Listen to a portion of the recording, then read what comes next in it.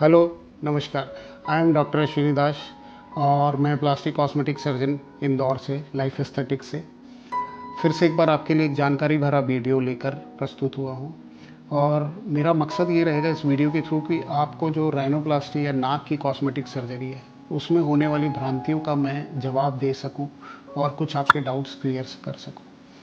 तो दोस्तों, ये राइनोप्लास्टी जो है एक तरह की तकनीकी रूप से बहुत डिमांडिंग सर्जरी है, क्योंकि ऑब्वियसली जो नाक है, नाक की सर्जरी, कॉस्मेटिक सर्जरी नाक के चेहरे के मध्य में होने के कारण बहुत इंपॉर्टेंट हो जाती है। As your nose is established at the center of your face, it can make your face look very beautiful, or if not properly done, it can make your face look a bit towards the downside.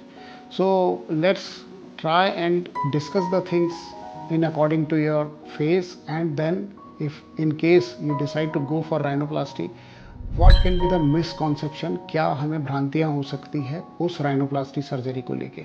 तो पहले तो ये discuss कर लें मित्रों कि ये rhinoplasty होती क्या है। राइनोप्लास्टी एक तरह की सर्जरी है जिसमें हम नाक का आकार प्रकार आपके चेहरे के हिसाब से बदल के बनाते हैं ऑपरेशन के द्वारा। अब ये बदल के बनाने का जो काम है बड़ा इंडिविजुअल हो जाता है, तो उसके बारे में मैं चर्चा करूँगा। लेकिन राइनोप्लास्टी वो सर्जरी होती है जो नाक में सांस लेने के रास्ते को खोलती है और साथ में नाक को सुंदर बनाती है। दोस्तों, इस इम्पॉर्टेंट बात को मैं शेयर करना चाहूँगा कि we are one of the most experience people in rhinoplasty in whole of the central India. By this time, we have completed almost like 610 to 612 cases of rhinoplasty. That is not septorhinoplasty, that is pure cosmetic rhinoplasty in last 12 years. So we have obviously been traveling a lot, and we have been doing lot of cases and providing satisfactory result to the most of the patient. The reason for that is we clear the doubts at the very initial stage. जिस दिन से patient हमारे पास आता है हम उनके doubts का सारा समाधान करते हैं, बैठ के पेशेंट से डिस्कस करते हैं, तब जाके हम किसी चीज़ के निष्कर्ष पे पहुंचते हैं। What kind of surgery is to be done, what kind of facility, what kind of anaesthesia will be required. नाक के अलग अलग विभिन्न पार्ट में अलग अलग कमियां हो सकती है और उसके लिए अलग अलग तौर तरीके अपनाने पड़ते हैं। तो दोस्तों, मैं भ्रांतियों की बात करूं तो पहली भ्रांति ये होती है कि क्या सभी की नाक एक जैसी होती है, और उसी से जुड़ी दूसरी बात, क्या सभी की नाक ठीक करने के लिए एक जैसे उपाय किए जाएं। तो दोस्तों, सीधी सी बात है, आप भी जानते हैं और मैं भी, फिर भी मैं कहूँगा एक बार कि हर एक की नाक, हर एक का इंडिविजुअल जो फैक्टर्स हैं नाक को लेके वो अलग अलग होते हैं। कैरेक्टर नाक की अलग अलग होती है। उदाहरण के तौर पे अगर एक बुखार का प्रकार होता है तो 10 तरह के बुखार के प्रकार होते हैं। डॉक्टर जब तक देख ना ले तब तक के बुखार के प्रकार नहीं जाने जा सकते, सही इलाज, उचित इलाज नहीं किया जा सकता। तो कहने का मतलब दोस्तों, नाक हर आदमी की इंडिविजुअल अलग अलग होती है। इसी से जुड़ी दूसरी भ्रांति, क्या हर एक प्रकार की नाक हर एक चेहरे पे अच्छी लगती है।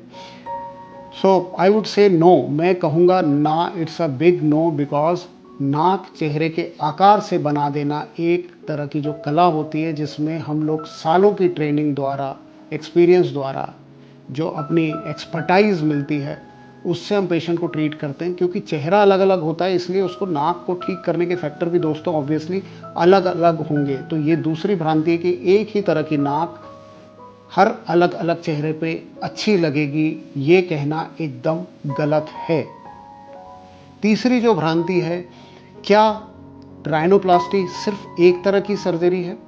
तो दोस्तों, पहले मैं फंक्शन पर डिस्कस करना चाहूँगा। राइनोप्लास्टी एक तरह की सर्जरी ना होके कुछ सर्जरियों का समावेश है। It's a combination of the few surgeries. क्योंकि राइनोप्लास्टी के दो एम होते हैं, एक तो नाक की सांस की रुकावट को ख़त्म करना जो अंदरूनी भाग से रिलेटेड रहती है, और एक नाक को कॉस्मेटिक रूप से ज़्यादा एक्सेप्टेबल, सुडौल, सुंदर और ज़्यादा अच्छी बनाना। तो इसके दो पार्ट है, कॉस्मेटिक एंड फंक्शनल, जिसमें नाक के सांस के रास्ते को साफ करना, क्लियर करना और नाक की शेप को ठीक करना।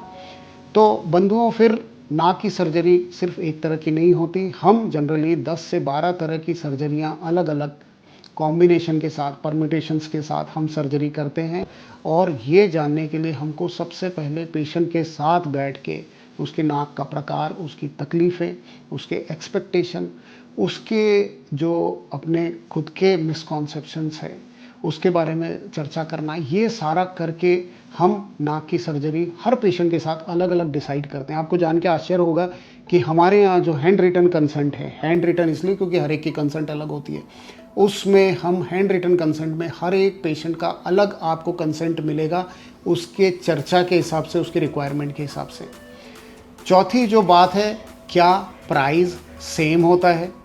मैं एक जानकारी आपको दे दूं कि जब नाक के सर्जरी के प्रकार 10 से 12 तरह के होते हैं, तो ऑब्वियसली नाक की सर्जरी का जो रेट है वो नाक के ऑपरेशन के हिसाब से तय होगा, ना कि एक आपको दूर से बैठ के कोई बता दिया जाए कि ये नाक की सर्जरी का रेट है, आप आ जाएं, क्योंकि ये ना तो किसी सब्ज़ी का रेट है, ना तो किसी डिश का रेट है जो पहले से तय होता है कि इतने में इतना ही।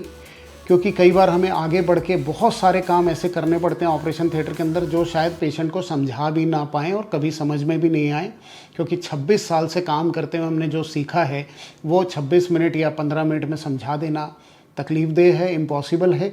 तो सारी बातें नहीं समझ में आ सकती, चाहे आप 1 लाख वीडियो देख ले इसके राइनोप्लास्टी के यूट्यूब पे, तो भी ऐसी चीज़ जो खुद करता है, खुद चीज़ों से डील करता है, ऑपरेशन करता है, उससे ज़्यादा आपको समझ नहीं आ पाएगा। इस बात की आप तसल्ली रखें, इसमें कोई दो राय नहीं है। तो जब इसी तरह से नाक की सर्जरी का रेट भी एक नहीं हो सकता है, तो ये तकरीबन नाक की सर्जरी की बात करूं तो 30-35 हज़ार से लोअर, सबसे कम सर्जरी से लेके कई 2-2.5 लाख तक के भी सर्जरी पहुंचती है कई बार। इसके लिए ज़रूरी ये है कि हमें अपनी जानकारी पूरी हो, तब हम तय कर पाएंगे। और जो सबसे इम्पॉर्टेंट बात, इन सब बातों का मकसद कहने का ये है दोस्तों कि ये जो सर्जरी की मैंने बात करी, क्योंकि नाक भिन्न होती है, चेहरे भिन्न होते हैं, सर्जरियाँ भिन्न होती है, आपके रेट्स अलग अलग होते हैं, आपकी रिक्वायरमेंट्स अलग अलग होती है। इसीलिए दोस्तों सबसे बड़ी गलती हम करते हैं जब फ़ोन पे पूछते हैं किसी से कि क्या है आपके राइनोप्लास्टी के चार्जेस, क्योंकि चार्जेस बिना पेशेंट देखे डिसाइड होते नहीं हैं। और इस बात का ध्यान रखें दोस्तों कि एक ऐसा प्राणी होता है जो स्वयं डॉक्टर नहीं होता है, जिसको हम एज अ एजेंट फ़ोन पे बैठा देते हैं, जो सिर्फ ये अपॉइंटमेंट वगैरह या पेशेंट बुलाने का काम करता है कमीशन बेसिस पे। ये बहुत सारी जगह ये ट्रेंड बहुत पॉपुलर है कि सिर्फ आप पेशेंट ले आइए, एजेंट के तौर पे काम करिए, और चाहे आप पेशेंट को गलत जानकारियां दे दीजिए। तो वो बंदा डॉक्टर नहीं होता चूँकि, और उसने आपको देखा भी नहीं है, तो राइनोप्लास्टी के बारे में उससे रेट और किस प्रकार की राइनोप्लास्टी होगी और क्या करेंगे, कितने दिन लगे की जानकारी कृपया मत लें, क्योंकि आपको गलत जानकारी होगी, आगे आपके एक्सपेक्टेशन के हिसाब से काम नहीं होगा, तो आपको नुकसान हो जाएगा। करने वाले को फ़ायदा हो या नुकसान उस बात की नहीं है चिंता ये है कि जो चीज़ आप लेके निकलें, जिस मिशन को लेके निकलें, वो मिशन में आपको 100% मिले। इसके लिए ये ज़रूरी है दोस्तों कि हम फ़ोन पे उलूल जुलूल सवाल पूछने की जगह, उलूल जुलूल आदमी से पूछने की जगह स्वयं उपस्थित होके या वीडियो काउंसलिंग द्वारा सर्जन इन चीफ जिसने जिम्मेदारी ली है उससे ली, क्योंकि ये पिछले 20 सालों में हमारा ये रिकॉर्ड रहा है कि जिस पेशेंट को सर्जन ने या मैंने नहीं देखा, हमने उसको किसी तरह का कमिटमेंट नहीं दिया है। तो दोस्तों ज़रूरी ये है कि आप दिखाएं, क्योंकि नाक ऊंची रखना बहुत ज़रूरी है। It's a very sensitive matter. लोग तो अपनी नाक पे मक्खी भी नहीं बैठने देते, आप बिना दिखाए सर्जरी करने की सोचिएगा भी मत। तो ये जानकारी के लिए वीडियो है कि rhinoplasty is a very sensitive surgery and it's a very important decision of your life.